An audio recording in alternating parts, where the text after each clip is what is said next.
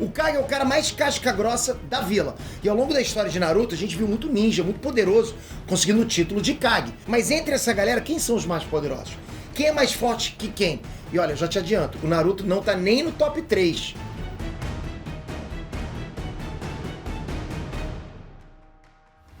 Enes Trunks, Peter aqui! Ó, galera, existem muitas vilas e países em Naruto, mas as 5 maiores potências, isso é, né, os 5 maiores países do mundo de Naruto têm vilas ocultas muito poderosas. E os líderes das aldeias mais poderosas de cada país é conhecido como Kage, exatamente. O Kage geralmente é o ninja mais forte da aldeia na época dele. Então eles, além de assinar papel pra caramba, assinavam cara de vagabundo na porrada. Tá, é isso. Já tiveram 3 guerras em Naruto em que as vilas ninjas saíram na mão uma com as outras, mas a gente nunca teve como ficar sabendo quem era o Kage mais forte de cada época, né? É igual como você tentar entender qual é a melhor seleção de todos os tempos, né, de futebol. É difícil, porque são épocas diferentes.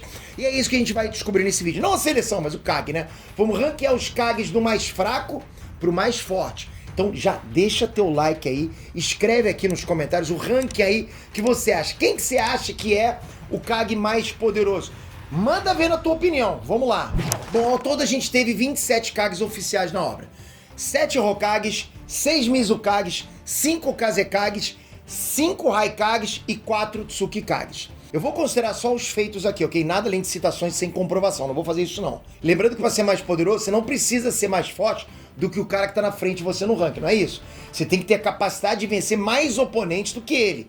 Então vai ser uma análise que vai considerar não só o poder deles, mas também o estilo de luta, o estilo de versatilidade, né? A gente vai somando esses pontos. E eu tenho que explicar uma coisa pra vocês antes que venha algum especialista aí fazendo react, reclamando que eu tô me aprofundando muito, tá? Galera, nesse tipo de vídeo aqui, eu tento ser o mais breve possível pro vídeo não ficar gigantesco. Não dá pra ficar com muitos detalhes, tá? Por isso eu digo que não é uma batalha mortal. Porque lá no Batalha Mortal, aí sim a gente faz uma análise completaça de todos os pontos, tudo que é tipo de detalhe. A gente simula realmente uma possibilidade ali de vitória, né?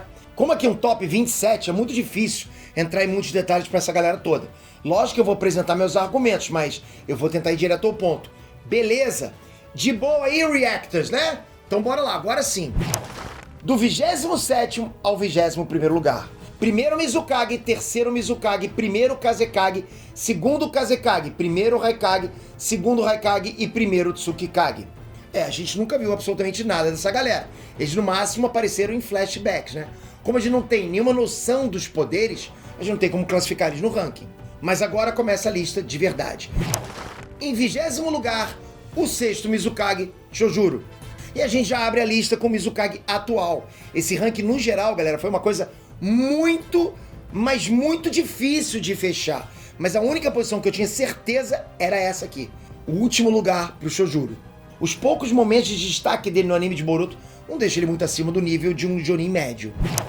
19º lugar, a quarta Tsukikage, Kurotsuchi. Agora é a vez da Tsukikage, né? Porra, ela até que é forte, né? Domina água, fogo e terra e até tem a Kekkei de lava. Mas ela é outra que também não tem muitos feitos assim, uau, né? Mas os poucos que ela tem e a natureza de chakra também colocam ela acima do Chojuro. Em 18º lugar, o quinto Raikage, Darui. Outro Kage atual, né? O Darui e a Kurotsuchi têm um nível bem próximo, mas eu apostaria minhas fichas no Darui, já que ele domina o estilo relâmpago, que é superior ao estilo terra, que a Kurotsuchi mais usa em batalha, né? Tem o relâmpago negro, tem bastante chakra, é muito inteligente, apesar de ser bem poderoso, ele não tem muitos feitos. Em 17º lugar, a quinta Mizukage, Mei. A Mizukage tem duas Kekkei Genkai, o estilo lava e o estilo vapor, que ela usa na forma de um gás ácido que corrói até as costelas do Susanoo. Ela não tem efeitos que colocam ela muito acima do Darui, mas o fato dela dominar a técnica de ocultação na névoa e ter o estilo lava, dá uma pequena vantagem, né? Além dela ser mais experiente. Em 16º lugar, o quarto Mizukage, Yagura. O Yagura conseguiu dominar o poder da biju dele, o Sambi, e com certeza era muito poderoso com isso, né? Mas infelizmente a gente não viu muito dele em batalha, e mesmo com o controle da biju, não tem feitos para classificar muito acima no ranking, né? Em 15º lugar, o terceiro Hokage, Hiruzen.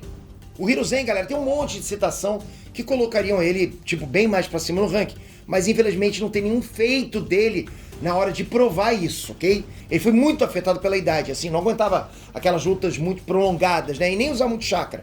Mas o velho domina os 5 elementos naturais, pode usar todos eles em batalha, o que deixa ele já um pouquinho acima dos outros, né? Já que ele tem mais resposta para vários tipos de oponentes do que a Mei e os outros. Em 14º lugar, a quinta Hokage Tsunade.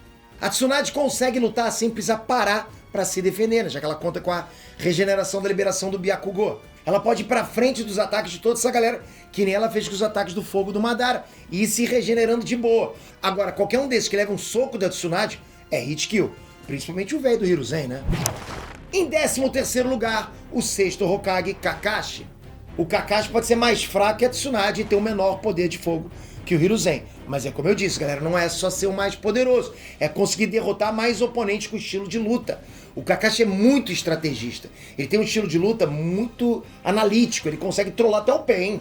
A quantidade de jutsus que ele tem aliada à mente genial dele coloca ele acima dos outros. Ele é bom em todos os estilos de lutas e tem como lidar com todos os oponentes que vieram antes dele aqui nessa lista.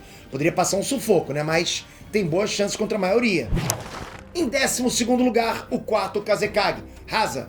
O Rasa já conseguiu derrubar até o Shukaku usando o pó de ouro dele. A defesa dele tinha um potencial para ser até mais dura do que a do Gaara. Em 11º lugar, o terceiro Kazekage. Exatamente, ele não tem nome. E esse cara com certeza estaria mais acima se a gente tivesse visto ele lutar. A gente só viu a marionete dele lutando nas mãos do Sasori, né, o que era uma versão claramente inferior ao poder real dele.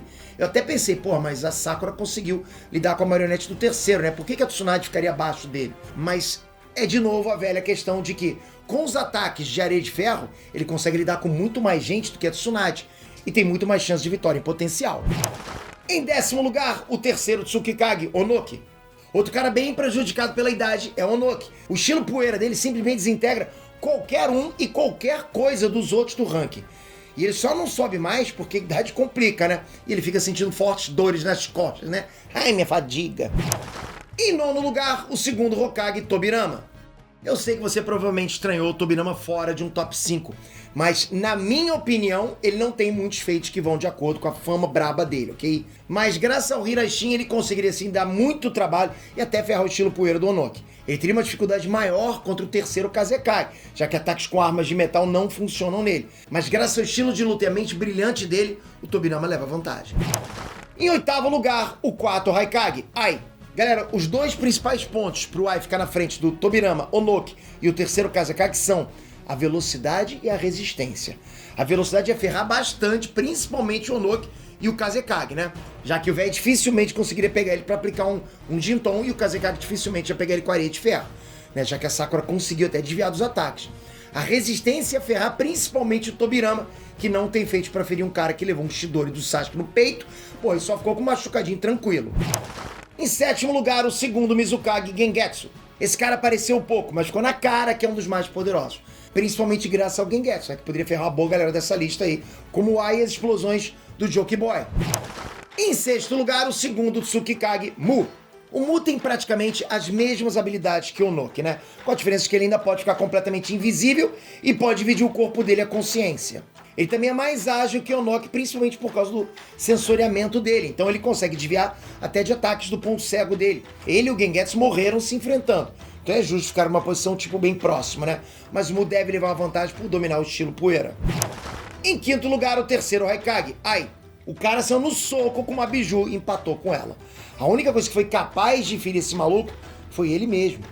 E ele lutou com uma biju sozinho. Então assim, galera, preciso dizer mais alguma coisa? Não, né? Em 4º lugar, o sétimo Hokage, Naruto.